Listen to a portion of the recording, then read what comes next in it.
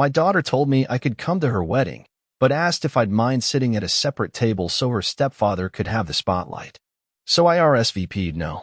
And I booked a trip for that day, finally spending my money on something that was only for me. See what happened after that. First, let me quickly thank you for your continuous support. This means a lot to us. If you enjoy the stories we share, kindly subscribe to this channel. It will be great if you can leave a comment on which city you are watching from. We might just give you a shout out in our next story. Today's special shout out goes to David Barn from Florida. We are glad you enjoy our stories. Now let's go deeper into the story. My name is Jack, and for most of my life, I've been the man who waited his turn. You know the type, steady, reliable, always standing just a little behind everyone else in family photos, the one who never wanted to make a fuss. That's what I thought love looked like. So when my daughter called to say she wanted me at her wedding, but asked if I'd mind sitting at a separate table, away from the family she'd built with her stepfather, I said yes in a voice so calm I didn't even recognize it as mine. But in the quiet afterward, I felt that yes settle into my chest like a stone. You ever feel that? When you realize you're saying the words that make you disappear, all because you're too tired to argue. I didn't tell her how her words felt like a slap dressed up as a courtesy. I didn't tell her how I'd spent every night of her childhood cleaning up the messes her stepfather never saw, or how I'd held her in the dark when she was scared of monsters he didn't even think to check under her bed for. No, I just said yes. Because I thought, maybe for the last time, that being the good father meant not making things harder for her. That's what I told myself, anyway. I didn't tell her about the hollow that grew in my chest, about how I hung up the phone and just sat there, in the kitchen that still smelled like the coffee I'd made an hour before. I watched the steam fade from my mug, and I thought about how many times I'd swallowed my pride for the sake of keeping the peace. I know you're probably wondering why I didn't say no right then. Why I didn't tell her that a father shouldn't have to sit in the shadows of his own daughter's life. The truth is, I didn't want to see the look in her eyes if I did. I didn't want to see the relief, the kind of relief that says, "Thank you for not making this any harder for me." So I said yes. And then, the next day, I sat down with my laptop and booked a trip for the same day as her wedding. Somewhere quiet, somewhere no one would think to look for me. A small cabin by a lake I'd always wanted to see, the kind of place I'd always said I'd visit someday, when there was enough time or enough money or enough of me left over to spend on myself. That was the first time in a long time I chose myself over her. It felt selfish at first. I kept expecting the guilt to show up like it always does, to crawl into my throat and choke me on the way down. But it didn't. Instead, there was this silence that felt almost holy. Like the world had gone still just long enough for me to hear the truth I'd been too scared to say out loud. I realized I'd been living for other people's comfort for so long that I didn't even know what my own voice sounded like anymore. That night, I lay in bed with the glow of my phone still lighting up the ceiling. I kept thinking about the words she'd used, like she was offering me a kindness. "I'd love for you to be there, Dad," she'd said, "but I think it would be easier for everyone if you sat at a separate table. Just for the ceremony. Just so it's, less complicated. Less complicated." As if I was the complication, the last messy piece in her carefully curated life. I could almost see it. Her in the white dress. The stepfather who'd given her the picture-perfect family she'd always wanted. The guests who'd never know the man who held her through nightmares or taught her how to ride a bike. All of it lined up, polished and bright. And me, a ghost at the edge of the photograph. I thought about the first time I taught her how to swim. She was 5 and terrified of the deep end. I held her in my arms and told her she was safe, that she could trust me to keep her above the water. She believed me then. And now, all these years later, I was the one who had to sink to keep her from drowning in the awkwardness of the truth. I couldn't find a way to tell her that I wasn't willing to be that kind of life raft anymore. I didn't sleep much that night. I kept replaying her words in my head, feeling them echo in the dark like footsteps in an empty house. It wasn't anger I felt, not really. It was something colder, something that felt like standing in front of a door that had been locked for years and realizing I'd never find the key. That's when I decided. I wouldn't be at that wedding. I wouldn't sit at any table that made me feel small. I wouldn't be the polite afterthought, the man who made everyone else more comfortable by taking up less space. So I RSVP'd no. And when I did, I felt something shift in me. A crack in the dam that had been holding back years of words I'd never said. I didn't tell her why. I didn't explain or defend myself. I just said no. And then I booked that cabin, and I started packing.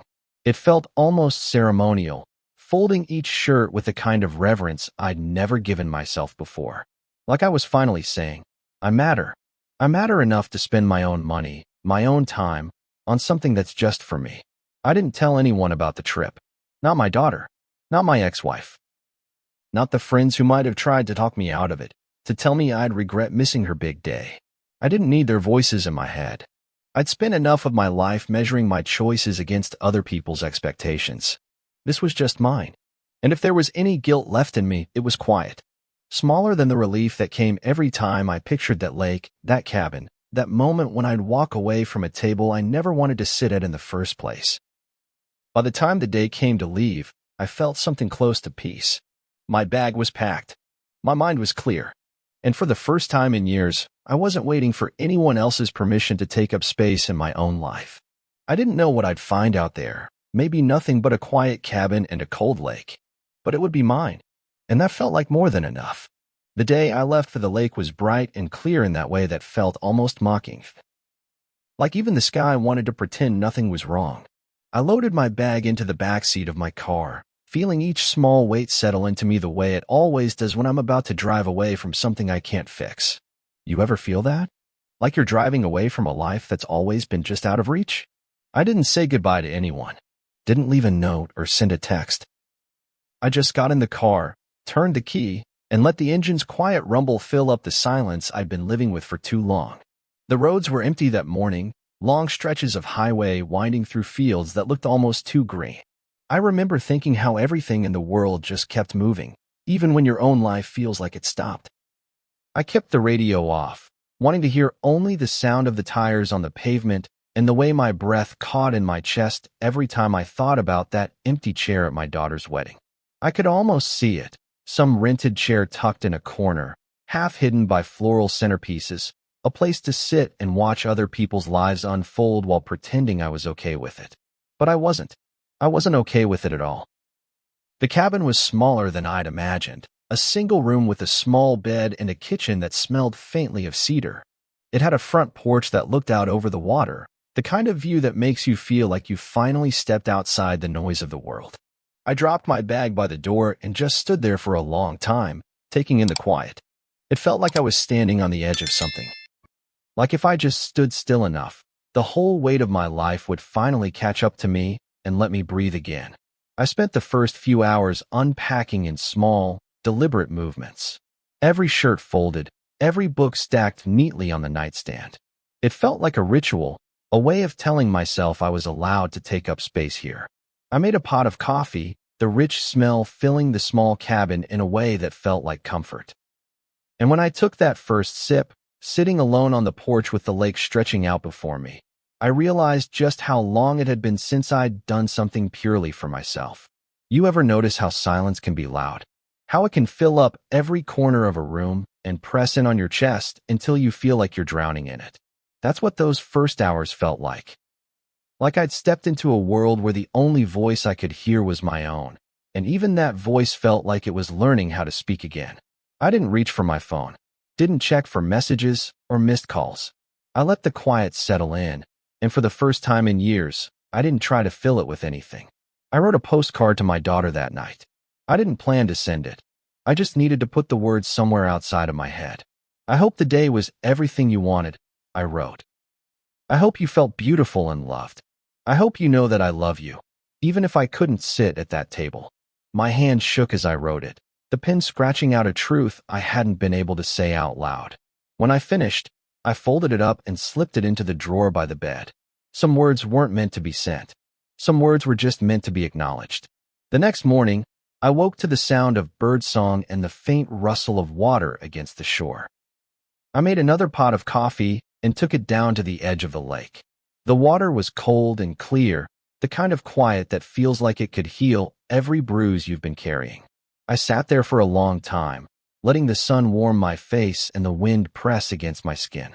And in that moment, I felt something I hadn't felt in years: freedom. I didn't think about the wedding. Didn't think about the chair I wasn't sitting in or the photos I'd never see. Instead, I thought about the way the light shimmered on the water, about how it felt to breathe without apologizing for the space I took up.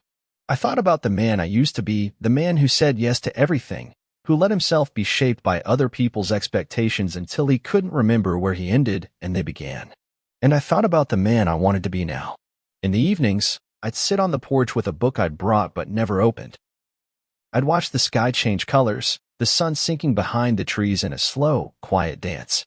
I'd listen to the wind in the branches, the way the lake seemed to hold every secret I'd never spoken. And I'd let myself feel it all, the grief, the relief, the small, sharp joy of knowing I didn't have to answer to anyone anymore. I didn't know what would come next. I didn't know if I'd ever find a way back to the life I'd left behind, or if I even wanted to. But in that cabin, in that quiet, I started to see that there was a kind of power in the vanishing, in stepping away from the places that made you feel small, in choosing to be alone rather than half invisible at someone else's celebration. I'd spent too long waiting for a seat at a table that was never meant for me. And now, for the first time, I was done waiting. By the third day at the cabin, I noticed something shifting inside me. A slow uncoiling, like I'd been holding my breath for years and finally let it out in one long, quiet exhale. It wasn't a big moment, nothing dramatic. Just me sitting on that old wooden chair on the porch, staring at the water and realizing I didn't have to explain myself to anyone anymore. No one was waiting for me to show up, to smile politely at a table I didn't choose, to be the father everyone expected me to be. I was just Jack, and for the first time in decades, that felt like enough. I started going for long walks through the woods behind the cabin, tracing narrow dirt trails that wove through towering pines and the soft hush of fallen leaves. Each step felt like a small reclamation of my body, of my breath, of the quiet parts of me I'd buried under years of compromise. I didn't have a destination, didn't have anyone to check in with or hurry back to. I just walked until my legs ached and my mind felt empty in the best way. You ever feel that? Like the world finally gives you permission to let go? At night, I'd sit by the fireplace with a bottle of bourbon I'd picked up at a small store in town. I'd pour a finger or two into an old chipped glass and just watch the fire dance. There was something hypnotic in the way the flames flickered, like they were burning away the parts of me I didn't need anymore. I'd think about my daughter, about how I'd spent years trying to be the father she needed me to be. Steady, quiet, always willing to take the back seat. And I'd wonder if she even knew who I was beneath all that, or if I'd ever let her. I wrote more postcards in those nights, each one a confession I couldn't make in person. I'm not angry, I wrote once. I'm just tired of disappearing. Another night. I used to think love was about sacrifice. Now I think it's about honesty, about showing up for yourself, even when no one else does. I didn't plan to send them, but writing them felt like a promise to myself. A promise that I wouldn't go back to the man who always said yes, no matter what it cost him. One afternoon, I found an old rowboat tied to a rickety dock behind the cabin.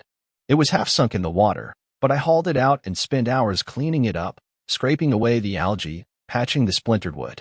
It felt good to work with my hands, to lose myself in the simple, repetitive motions.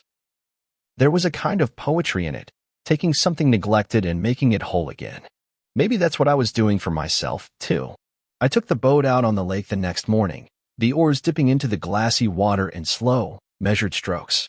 The air was cold, but the sun was warm on my face, and for the first time in years, I didn't feel like I had to be anywhere but right there. No phone ringing, no expectations to meet, just the quiet rhythm of the boat, the water, my own breath. I thought about how small and fragile life can feel when you're always trying to fit into someone else's story, and how powerful it is when you decide to write your own. At night, I'd lie in bed listening to the wind move through the trees, that low, soothing hush that felt like a lullaby for grown men who've carried too much for too long. I'd close my eyes and let the memories come as some sweet, some bitter, all of them mine. I thought about my daughter's smile when she was little, how she'd run to me like I was the whole world. And I thought about how that smile had changed, become something polite and distant as she grew older and closer to the man she called Dad in front of other people. It hurt. Of course it did. But in that cabin, with only the moonlight to keep me company, I started to see that the hurt didn't have to own me anymore. There was a small table in the cabin, tucked into the corner by the window. I'd sit there in the mornings, drinking coffee and watching the sun come up over the lake. And every morning, I'd tell myself, this is mine. This moment. This quiet. This breath. I'd spent so long trying to earn a place at someone else's table, never realizing I could build my own. And maybe it wouldn't be filled with toasts and speeches and applause, but it would be honest. It would be mine. By the end of that week, I felt like I'd shed a skin I didn't even know I was wearing. I didn't have any answers about what came next, didn't know if my daughter would ever understand why I said no. But I knew one thing for sure. I wasn't going back to the man who let himself be seated in the shadows of his own life. I wasn't going to let anyone else tell me where I belonged. And if there was a part of me that still ached for her, for the girl who used to wrap her arms around my neck and call me her hero, I let that part sit quietly beside me. I didn't try to bury it or make it small. I just let it be. Because even if she couldn't see me anymore, I could. And that was enough. Coming home felt different this time, like I was stepping back into a house I'd lived in for years but never really made my own. I pulled into the driveway and just sat there for a while, my hands resting on the steering wheel as the engine ticked and cooled. You ever come back to a place that's supposed to be familiar, only to realize you don't quite fit into the shape of it anymore? That's what it felt like. Like the man who left for the lake was not the same man who turned the key in the front door. The house was quiet when I stepped inside. Dust motes drifted through the sunlight, and the air smelled like coffee and the faint tang of old wood. I walked from room to room, running my fingers along the worn edges of the kitchen table, the chipped paint on the window frames. All these little imperfections that used to feel like burdens. They felt different now, almost like they were mine in a way I hadn't let myself believe before. I'd spent so long trying to keep everything just right for everyone else, but now I saw the beauty in the cracks. They were proof of the life I'd lived here. Proof that I'd been here, even if no one else had been watching. I didn't call my daughter right away. I didn't check my phone for her messages or the wedding photos I knew she'd posted. I let the quiet linger, let it settle into my bones like a kind of peace. Instead, I turned my attention to the small things I'd always put off, tightening the loose cabinet hinge in the kitchen, oiling the squeaky door that led out to the garden. They were small acts, but they felt like a reclamation of this space, of the man I was becoming. I spent long afternoons in the workshop out back, the place that had always been mine in a way nothing else was. It smelled like cedar and sawdust, like memory and the promise of something new. I started sanding down an old chair I'd been meaning to fix, the kind of project that doesn't ask for anything but patience. Each slow scrape of the sandpaper was like a prayer, each stroke a small mercy to myself. I didn't think about the wedding or the seat I'd refused. I just let the work quiet the noise in my head. And in those moments, I began to understand something I'd never really let myself believe. That it was okay to take up space in my own life. That I didn't have to earn the right to be seen or heard or loved. I'd spent so long tying my worth to how well I could keep the peace, how much I could smooth over other people's discomfort. But in that workshop, with the chair under my hands and the radio humming softly in the corner, I felt something settle inside me, something like acceptance, something like forgiveness. My daughter called one afternoon, her name lighting up on the screen like a ghost I wasn't sure I was ready to see. I let it ring once, twice, 3 times before I answered, my voice calm in a way that felt unfamiliar. She started talking before I could say hello, her words tumbling out in a rush. Something about how beautiful the wedding had been, how everyone had said it was perfect.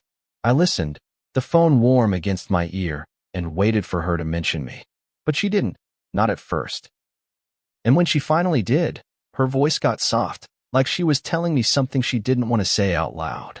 "I'm sorry you couldn't be there, Dad," she said. I know it was complicated. I didn't say anything for a long moment. I let the silence stretch out between us, heavy and honest. Because the truth was, I didn't want to be there. Not the way she wanted me to be. Not as the man who made it easier for everyone else by making himself smaller. When I finally spoke, my voice was low and steady. "I'm glad it was everything you wanted," I said. And I meant it, even if it hurt. But I couldn't sit at that table, sweetheart. Not anymore. She was quiet after that, and I could hear the static of the line, the small hitch of her breath like she was trying to decide what to say next. I didn't rush her. I didn't try to fill the silence with apologies or explanations.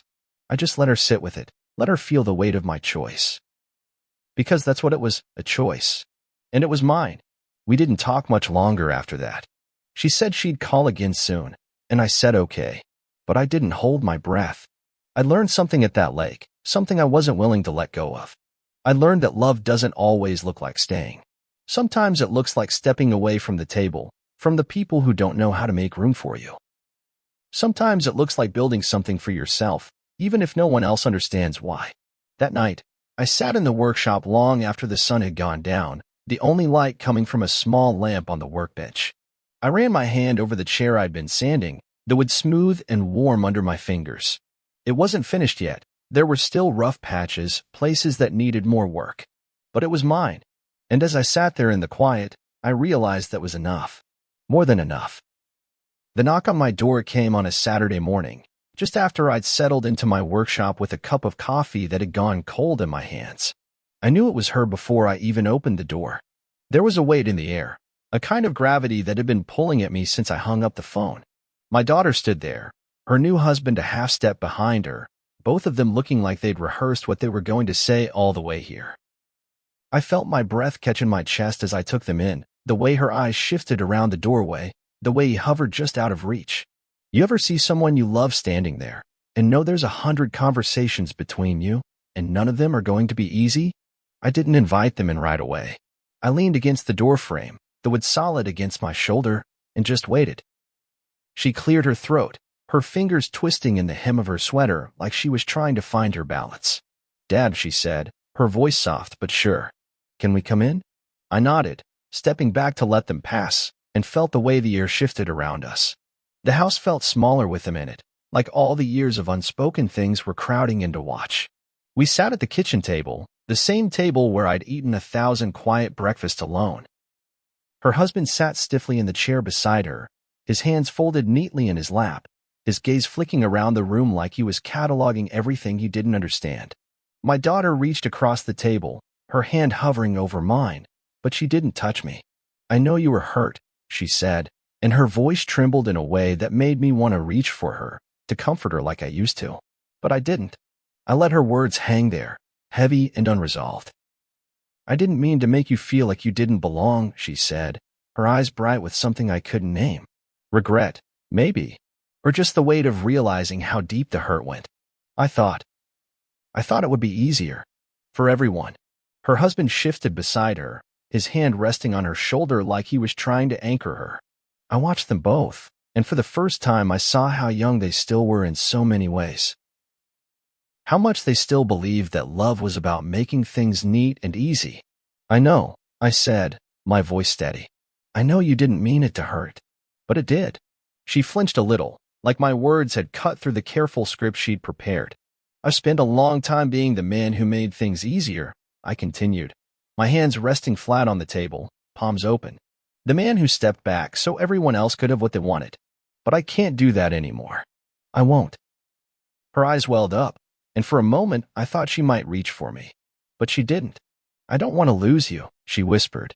And in that moment, I felt the weight of every bedtime story, every scraped knee I'd kissed better, every quiet sacrifice I'd made to be the father she needed.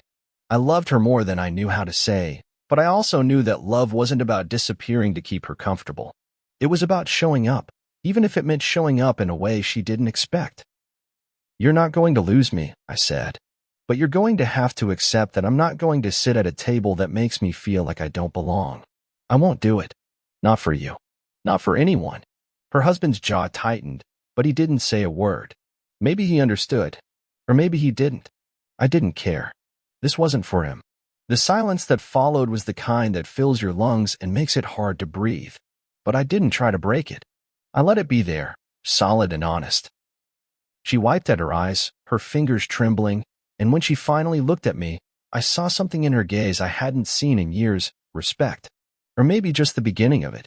"I don't know if I can understand that," she said, her voice so quiet it barely reached me. "But I'm trying." I nodded, feeling a small, fierce pride in her willingness to even try. "That's all I ask," I said. "That you try." Her husband stood then, his hand still on her shoulder, and I rose with him. There were no hugs, no promises of how things would be. Just the quiet understanding that we'd both stopped pretending. As they left, she paused in the doorway, her eyes meeting mine with a kind of raw honesty that felt like a small crack in the wall we built. "I'm sorry," she said again, and this time I believed her. I watched them walk down the path to their car, the autumn leaves crunching underfoot, and I let myself feel the ache and the relief of it all. Because even though it wasn't the ending I'd once wanted, it was real, and that was enough.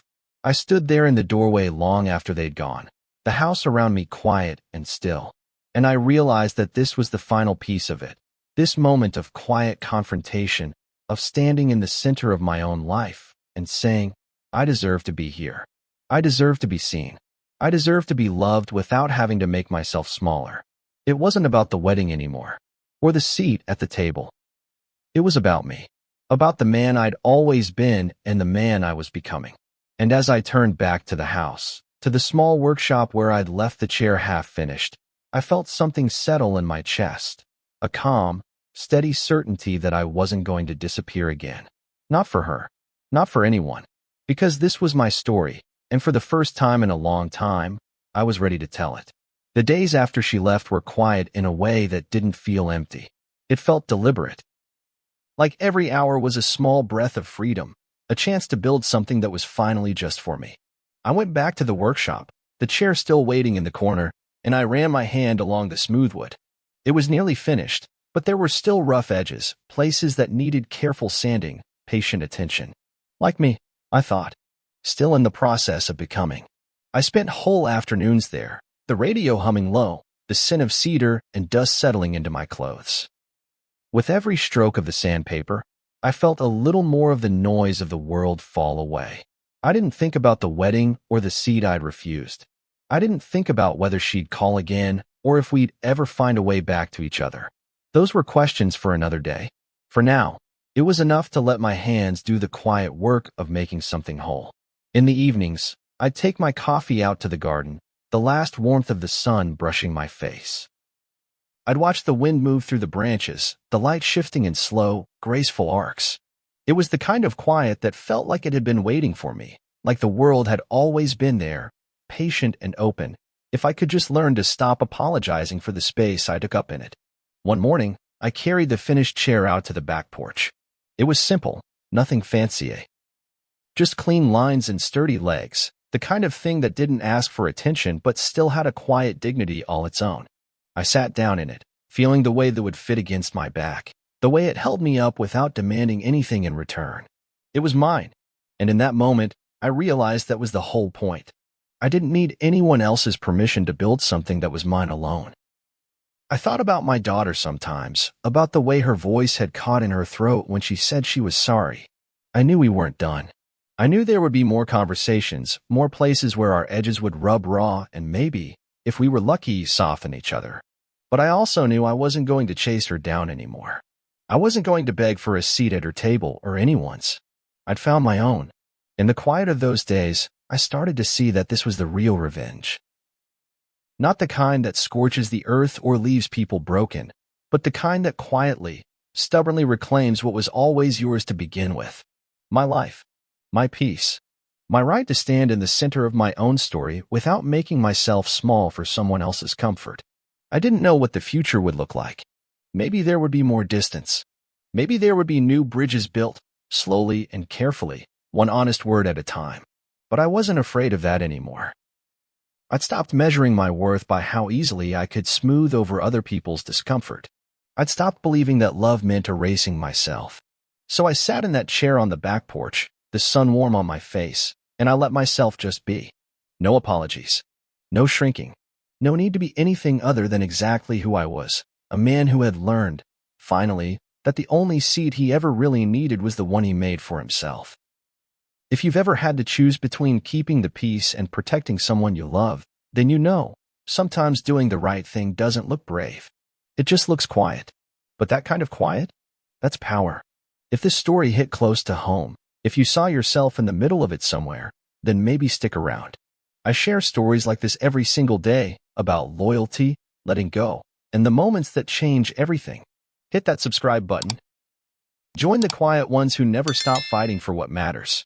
See you soon in the next story.